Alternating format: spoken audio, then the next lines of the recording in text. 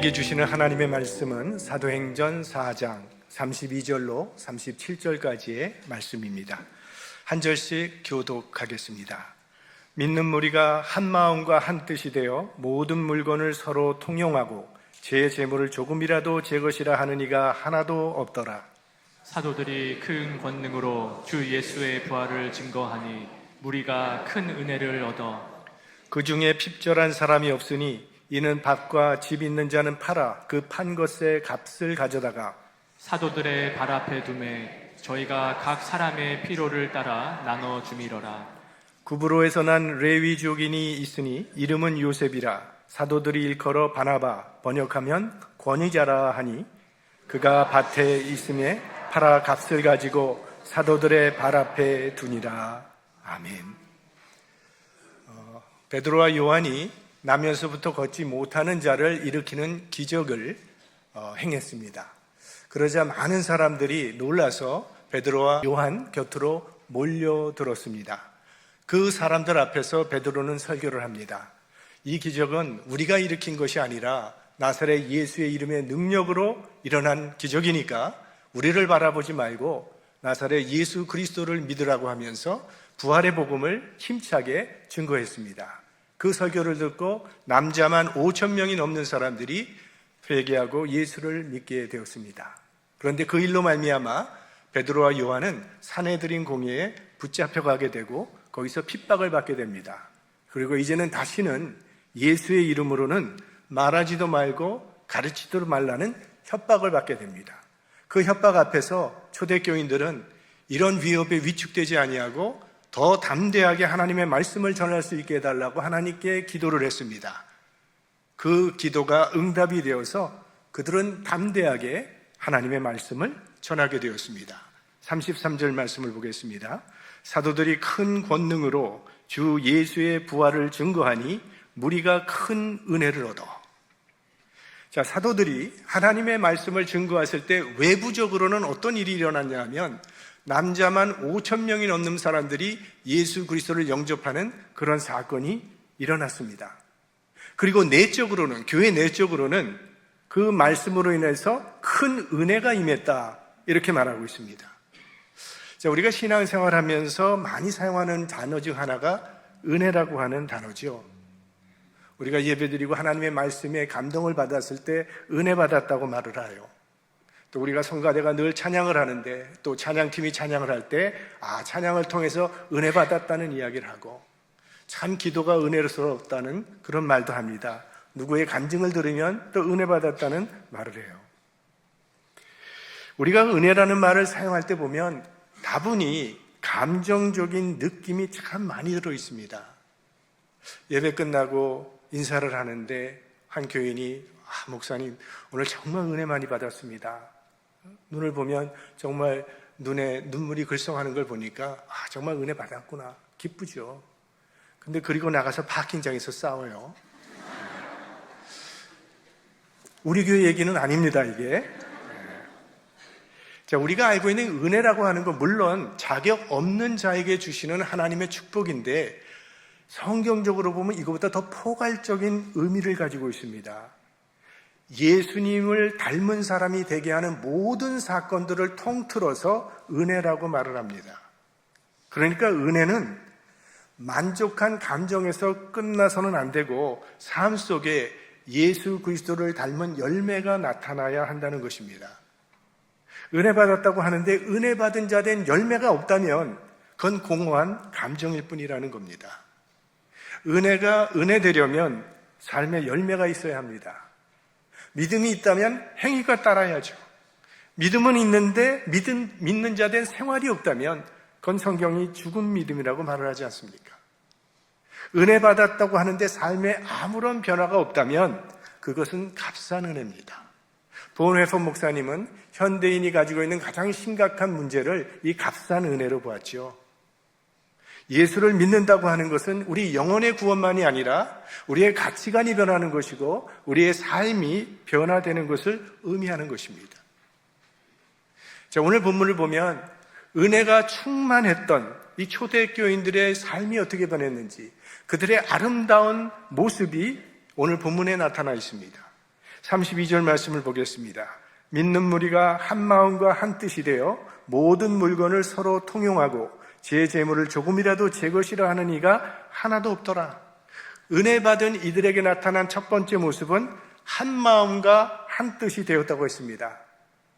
자, 이 하나가 된다고 하는 것 매우 소중한 일입니다. 그런데 하나가 되기는 쉽지가 않습니다.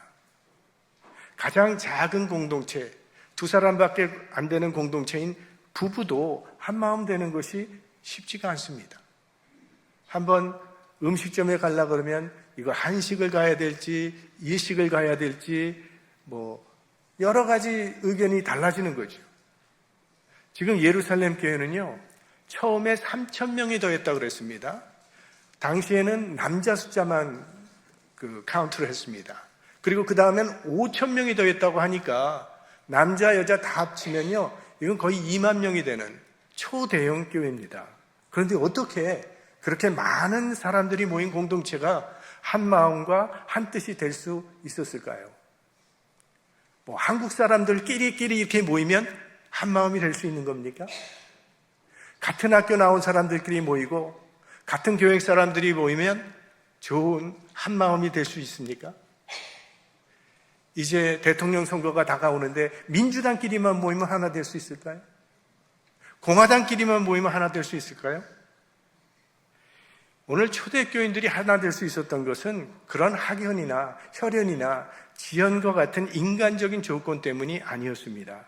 사도들이 큰 권능으로 하나님의 말씀을 전했고 그 말씀으로 말미암아 은혜가 충만해진 성도들이 성격 다르고 생각 다르고 신분이 다르지만 그걸 초월해서 그리스도 안에서 하나가 되는 기적이 일어난 겁니다. 한 마음 한 뜻이 되었다라고 하는 이 말씀의 뜻은 그리스도 안에서 형제의식을 가지게 되었다는 겁니다. 지체의식을 가지게 되었다. 우리가 어쩌다가 손가락을 다치면 내 넷째 손가락이 아프다 이렇게 말하지 않잖아요. 그냥 내가 아프다고 말합니다. 손가락은 몸과 하나이기 때문이죠.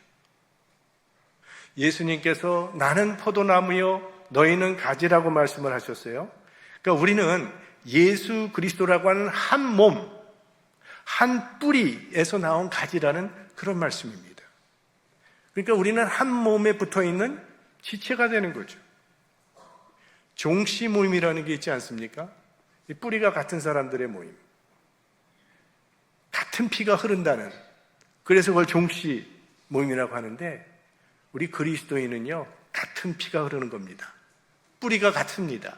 예수 그리스도의 피를 받은 형제 자매들이에요. 한 피바다 한 몸 이룬 형제여 친구들이여, 그런 찬송이 있잖아요. 우리는 예수 그리스도의 피로 맺어진 형제 자매라는 것 기억해야 합니다. 우리는 한 하나님을 섬기고 한 구세주를 믿고 한 성령님을 체험했습니다. 우리의 소망 하나입니다.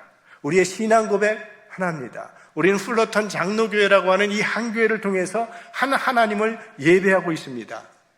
우리 성령께서 하나님께서 하나 되게 하신 것을 우리는 힘써 지켜나가야 할 것입니다. 자, 우리 몸에는 여러 가지 지체가 있습니다. 머리도 있고 팔도 있고 어깨도 있고 다리도 있고 여러 지체들이 있습니다. 그리고 그런 것들은 떼어내야 떼어놓을 수 없도록 서로 의존하고 서로 도움을 주는 가운데 유기적으로 연결되어 있습니다. 그렇게 유기적으로 연결되어 있는 공동체가 바로 교회입니다. 우리 몸에 있는 지체들은 모양도 다릅니다. 크기도 다릅니다. 기능도 다 다릅니다. 하지만 모두 한 몸을 위한 지체입니다. 그러니까 주님의 지체단 우리들도 그리스도의 몸, 이 한 몸에 기여하면서 한 몸을 이루도록 부름을 받은 것입니다. 각자가 맡은 역할은 다르지만 그러나 목적은 하나죠. 그리스도의 몸을 세우는 것입니다. 자, 축구 선수들이 한 팀을 이루는 걸 보면 포지션은 다 다릅니다. 하지만 목적은 같습니다. 한 목적을 향해서 뛰는 겁니다. 가끔 자살골을 넣어서 미움받는 선수도 있기는 하죠. 자살 걸 놓기 좋아하는 사람이 있으면 그 팀은 큰일 나는 겁니다. 여기 모인 우리들은요, 주님의 몸인 플로톤 장로교회를 세우라고 부름받은 사람들입니다. 우리 몸에 있는 지체가 100% 기능을 하지 않는다 할지라도 생명은 유지할 수 있습니다.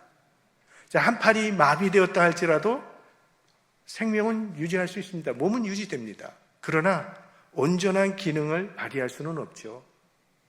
우리 손가락 하나만 다쳐도 얼마나 불편합니까? 세수하는 것도 불편하고 그 쉬운 양치질하는 것도 불편해집니다. 내가 지체로서의 역할을 하지 않는다고 우리 교회가 무너지지는 않습니다. 하지만 건강한 것도 아닙니다. 내가 지체의 역할을 감당할 때 그때는 나는 이 교회의 힘이 되지만 내가 맡은 역할을 감당하지 않는다면 나는 이 교회의 짐이 된다는 거예요. 내가 플로톤 장로교회의 지체가 되었다면 지체로서 감당해야 될 사명이 내게 있다는 것입니다.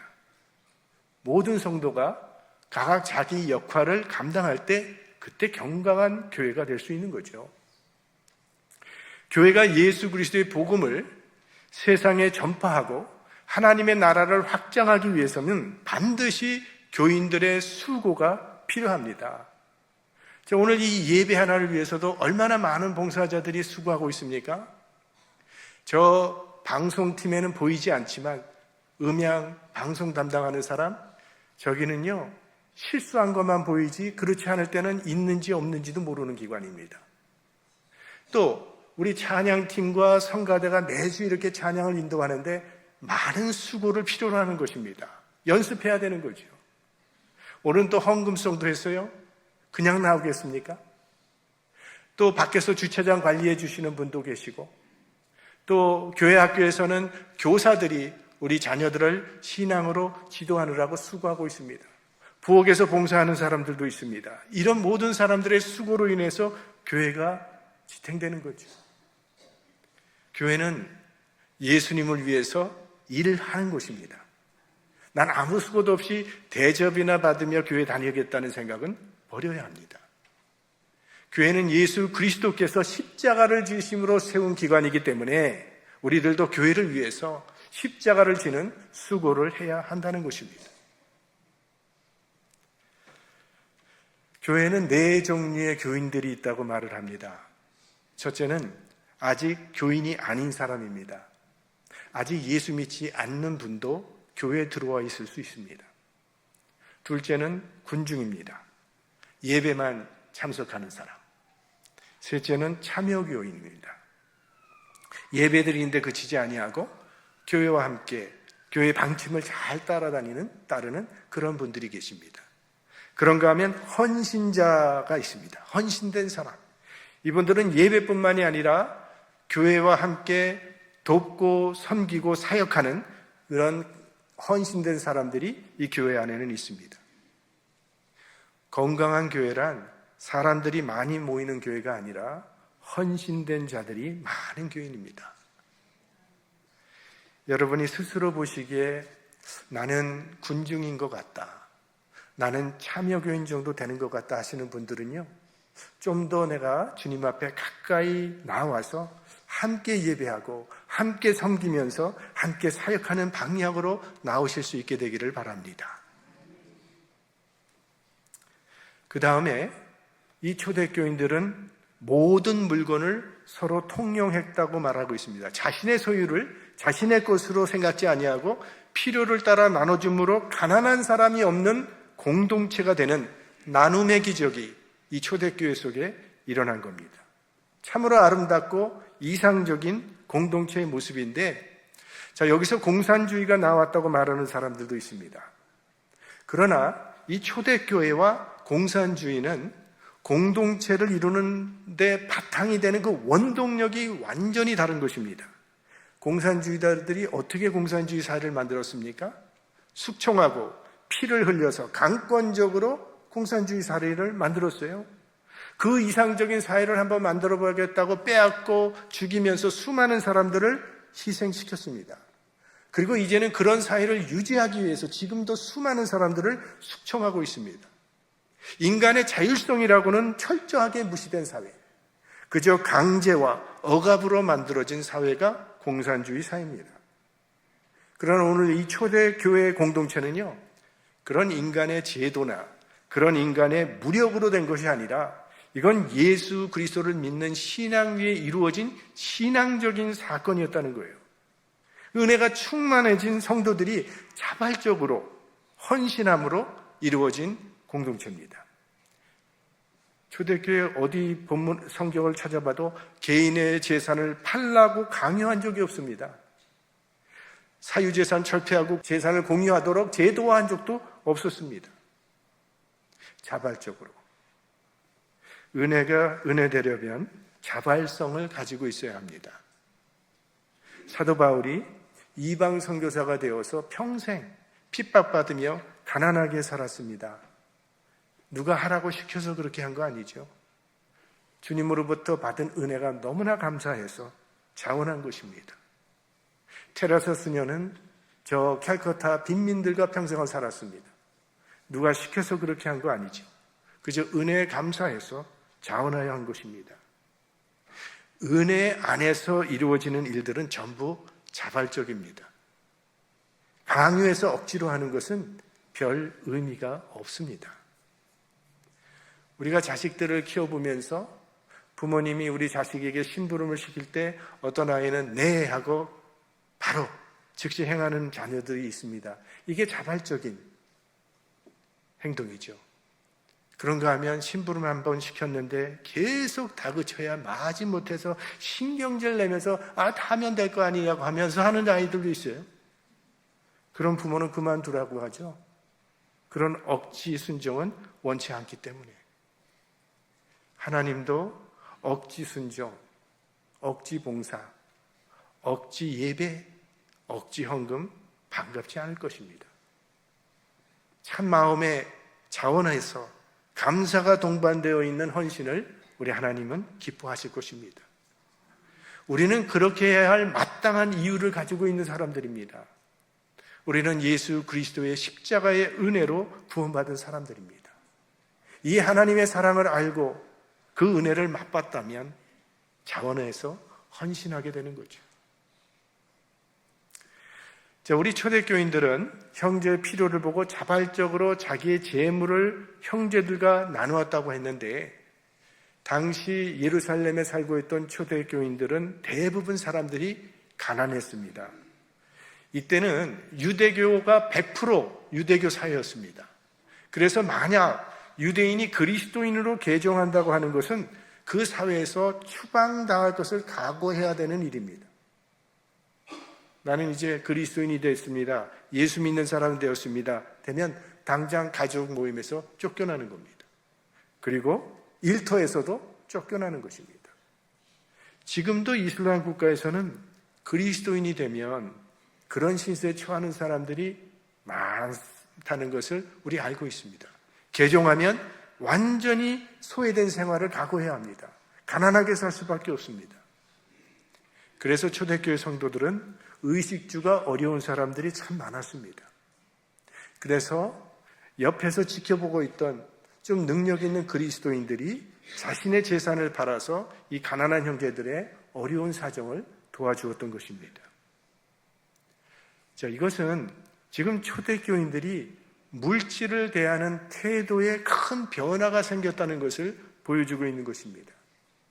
자기 재물을 자기의 것으로 여기지 않고 나눠주었다고 하는 것은 이기심을 극복했다는 겁니다. 모든 사람의 마음속에는 자기 중심적인 이기심이 자리 잡고 있습니다. 누구도 예외가 없습니다. 이웃과의 관계가 자꾸 나빠지는 이유를 파고 들어가 보면 그건 이기심 때문이고, 이 세상의 분열과 다툼이 끊이지 않는 것도 이기심 때문이죠. 한 지도자가 이기심을 갖게 되면 자기 권력 유지를 위해서 수많은 사람을 희생시키는 것도 서슴지 않고 감행하는 것입니다. 국가가 집단 이기주의에 빠지게 되면 끔찍한 사람들이 수없이 죽어나가는 끔찍한 전쟁도 서슴지 않고 일으키는 거고요. 이처럼 우리 인간의 삶을 움직이고 있는 강력한 힘이 바로 이 이기심이라고 하는 거예요. 초대교회의 모습을 보면서 사유재산 없애고 공유재산을 통해서 평등을 추구하는 공산주의 사회가 가장 이상적이라고 주장하는 사람들도 있습니다. 여러분, 공산주의 사회가 평등한 사회입니까? 우리는 그렇지 않다는 거 잘 알고 있습니다. 소수 권력을 쥐고 있는 사람만 배부르게 살고 있지 나머지는 다 평등하게 가난하게 사는 나라가 공산주의 사회예요. 왜 그런 겁니까? 제도는 세워놨지만 이기심이 그대로 남아있으니까 절대로 평등한 사회가 이루어질 수 없는 거죠. 근데 초대교인들은 바로 그 이기심을 극복한 겁니다. 자신의 것을 자신의 것이라고 하는 이가 하나도 없다고 기록하고 있어요. 그동안 내 것이라고 생각을 하고 있었는데 하나님의 은혜를 바꿔보니 이게 내 것이 아니라 하나님의 것이라고 하는 청지기 의식이 생긴 거예요. 그래서 자신의 재물을 팔아서 형제들과 나눔으로 가난한 사람이 없는 공동체를 이루게 된 겁니다. 초대교회 때나 지금이나 이 돈을 번다고 하는 게 여간 힘든 일이 아니죠. 그것도 남의 나라에 와서 비즈니스 한다는 것이 보통 어려운 일입니까? 또 다른 나라의 언어로, 영어로 사업을 한다는 거 참 고생스럽고 수고스러운 일이죠. 근데 이처럼 돈 벌기가 어려운데 내가 피땀 흘려 번 이 돈을 피 한 방울 섞이지 않은 사람을 위해서 한돈 내어줄 수 있다는 것, 이거는 사실 기적이라고 봅니다. 바로 그런 기적이 오늘 초대교회 안에 일어난 거예요. 고대인들은 손으로 만든 우상을 신으로 섬겼어요. 손으로 만든 금송아지라든지 바알 신상이라든지 때로는 자연, 해나 달, 별 같은 것을 신으로 섬겼습니다. 현대인들은 그런 우상은 잘 섬기지 않지만 또 여러 가지 다양한 우상들을 가지고 있습니다. 출세주의, 이성주의, 인본주의, 쾌락주의, 여러 가지가 있어요. 하지만 우리 현대인들이 가장 많이 섬기고 있는 우상은 뭐니 해도 만이일 것입니다. 재물이 하나님의 위치에 올라와 있어요. 재물 자체는 가치 중립적입니다. 물질을 대하는 마음의 태도에 따라서 복이 될 수도 있고 저주가 될 수도 있습니다. 이 칼이라고 하는 것, 가치 중립적이죠. 그 자체는 좋은 사람의 손에 들리우면 좋게 사용되어지고 나쁜 사람의 손에 들려있으면 남을 해치는 데 쓰이게 되는 거죠. 마찬가지로 이 물질을 대하는 사람의 자세가 문제가 되는 거예요. 돈은 일만 악의 뿌리가 될 수도 있고 일만 선의 기반이 될 수도 있는 것이 이 물질이라고 하는 것이죠. 어떤 사람이 성실한 노동을 통해서 자신의 가정을 행복하게 만들어 주었다면 그건 훌륭한 것입니다. 하지만 남의 것을 도둑질해서 자기 가정을 행복하게 만들었다면 그건 악한 일이죠. 그래서 예수님께서 말씀하시기를 한 사람이 두 주인을 섬기지 못할 것이니 혹 이를 미워하며 저를 사랑하거나 혹 이를 중히 여기며 저를 경히 여김이라. 너희가 하나님과 재물을 겸하여 섬기지 못하느니라. 여기 섬긴다라고 하는 단어가 나왔는데요. 이 섬긴다라는 말은 노예가 주인을 섬길 때 사용하는 단어입니다. 그러니까 재물이라고 하는 것이 얼마나 큰 힘이 있는지 우리의 주인 행사까지도 돈이, 이 물질이 한다는 거예요. 자, 물질의 노예로 살아가는 사람들이 얼마나 많은지 모릅니다. 유산 때문에 형제간에 원수가 되잖아요. 보험금 타겠다고 가족을 죽이는 일도 일어나고 의사가 환자를 돈으로 보니까 하지 않아도 될 수술을 하는 바람에 사망률이 높아진다고 합니다. 다 물질의 노예가 된 거죠. 이스라엘 격언에는 돈은 지배하기로 들면 가장 충성된 종이다. 그러나 섬기기로 들면 가장 무서운 폭군이다. 라고 하는 격언이 있습니다. 성경은 우리를 물질의 청지기라고 말합니다. 청지기가 뭡니까? 주인의 것을 관리하는 사람. 내 것이 아니라는 거죠. 우리 그리스도인들은 비록 내가 노력을 해서 내 손에 들려진 물질이라 할지라도 이것은 하나님의 것이라고 하는 하나님의 주권을 인정하면서 살아가야 합니다. 우리는 하나님의 것을 관리하는 청직이라는 점을 기억해야 합니다. 그러므로 주인의 뜻대로 사용해야 한다는 거예요. 그건 물질뿐만이 아니라 우리의 건강도, 우리의 재능도, 우리의 인생도 모두 주인의 뜻에 따라 사용할 책임이 내게 있는 것입니다. 미국이 가지고 있는 좋은 문화 중에 하나가 이 기부하는 문화라고 생각합니다. 도네이션. 어떤 지역에서 재해가 일어났다고 하면 미국 사람들은 정말 참 너그럽게 많은 도네이션을 서슴없이 하는 것을 보게 됩니다. 또 세계 여러 나라에서 필요할 때마다 가장 많은 돈을 보내주는 나라가 미국입니다. 다른 나라와는 비교가 되지 않는 나라예요. 성경금도 지금 제일 많이 내는 나라가 역시 미국입니다. 아마도 미국은 이 기독교 사상으로 시작된 나라이기 때문에 하나님의 뜻에 따라 사용해야 된다는 그런 청지기 의식이 있기 때문에 그런 것이 아닐까 생각을 해봅니다. 초대교회 성도들은요, 이기심을 뛰어넘는 아주 아름다운 공동체를 이루었는데, 이런 공동체가 세워지기 위해서 앞장섰던 사람 한 사람이 소개되는데 그가 바나바라고 하는 인물입니다. 그브로에서 난 레위족인이 있으니 이름은 요셉이라 사도들이 일컬어 바나바, 번역하면 권위자라 하니 그가 밭이 있음에 팔아 값을 가지고 사도들의 발 앞에 두니라. 여기 바나바는 권위자라고 하는 별명이 붙어 있는데, 이 권위자라고 하는 것은 지위가 높은 권위 있는 그런 사람을 뜻하는 것이 아니라 권면하고 위로하는 사람이라는 그런 뜻을 가지고 있는 단어입니다. 이제 바나바라고 하는 사람은 제가 몇 달 전에 한번 설교한 기억이 있습니다. 앞으로 이 바나바에 대해서 다시 한번 살펴볼 기회가 주어질 텐데요. 바울이 하나님의 역사를 감당하는 사도가 될 수 있었던 것은 이 바나바의 역할이 가장 컸습니다. 이제 나중에 그것을 아마 살펴볼 기회가 있을 것이라고 생각합니다. 아무튼 이 바나바가 오늘 본문에 보니까 비교적 부유한 사람인 것 같습니다. 그는 밭이 있었다고 했어요. 그런데 아마 모르죠. 은퇴 후에 쓰려고 마련해 놨던 것일지도 모르는데, 형제들이 참 긴급한 필요성에 있던 것을 그는 인지하면서 그 밭을 팔아서 교회에 바쳤다는 거예요. 누가 하라고 해서 한 거 아닙니다. 그저 하나님으로부터 받은 은혜에 대한 반응이 이렇게 나타났다는 것을 보이는 것입니다. 그러니까 초대교인들에게 있어서는요, 이 은혜 받았다고 하는 게 이게 감정이 아니라 생활이었어요. 은혜를 받았으면 마땅히 거기에 따르는 생활이 있어야 합니다. 열매가 나타나야 한다는 거죠. 은혜 받았다고 하는 것은 조금 눈물을 흘리고 끝나는 것이 아니라는 겁니다. 받은 은혜가 삶의 변화로 나타나야 합니다. 그렇지 않으면 값싼 은혜일 뿐입니다. 우리가 신앙생활 하면서 빠지기 쉬운 함정이 있습니다. 신앙의 관념화입니다. 믿는다는 관념뿐이지 믿는 자의 생활이 없는 거예요. 머리로만 믿고 생각으로만 믿는 거예요. 참 신앙은 열매가 나타나는 것입니다.